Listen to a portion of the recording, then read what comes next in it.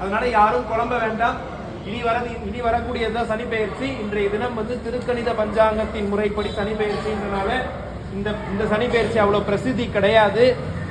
திரும்பவும் சொல்ற, திருக்கணித பஞ்சாங்கம் புதுசா எழுதின பஞ்சாங்கத்தின் படி பண்றனால இன்றைய தினம் அவ்வளவு பிரசித்தி கிடையாது. ஆனா அர்ச்சனையோ இல்ல அபிஷேகமோ தரிசனம் பண்றது விசேஷம்தான். இந்த பஞ்சாங்கத்துக்கும் பலன்கள் உண்டு. அந்த பலன்களை வாசிக்கிற எல்லாரும் காதால கேட்டுக்கணும்.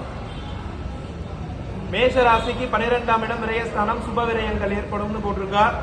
ரிஷப ராசிக்கு லாபகரமா இருக்கும்னு போட்டிருக்கா. மிதுன ராசிக்கு பரிகாரம் செய்ய வேண்டும்னு போட்டிருக்கா.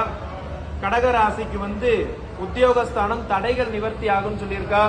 சிம்ம ராசிக்கு நிதானம் தேவை, செய்யக்கூடிய காரியங்கள்ல நிதானம் தேவைன்னு போட்டிருக்கா.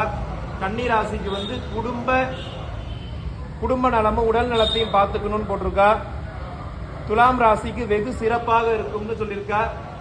விருச்சிக ராசிக்கு மத்தியமமா இருக்கும், உடல் ஆரோக்கியத்துல கவனம் வேணும்னு போட்டிருக்கா. தனுசு ராசிக்கு உடல் நல குறைபாடு ஏற்படும், அதனால உடல் ஆரோக்கியத்துல கவனம் தேவைன்னு போட்டிருக்கா. மகர ராசிக்கு புகழ் பேர் ஏற்படும், சுப பலன்னு போட்டிருக்கா. கும்ப ராசிக்கு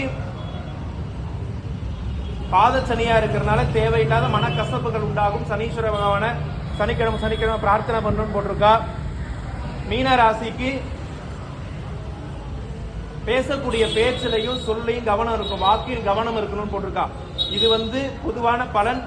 பொதுவாகவே சனிக்கிழமைகள் தோறும் சனி பகவானுக்கு எல் தீபமும் கருங்குவளை, இங்க சாத்திருக்கக்கூடிய இந்த மலர் தான் கருங்குவளை. இந்த கருங்குவளை மலரும் சாத்தி நம்ம நமஸ்காரம் பண்றனால எல்லா விதமான தேவையற்ற மன கசப்புகளும் மன சஞ்சலங்களும் நிவர்த்தி ஆகுண்டு தைதிகம் நேரம் பிரார்த்தனை பண்ணிக்கோங்க.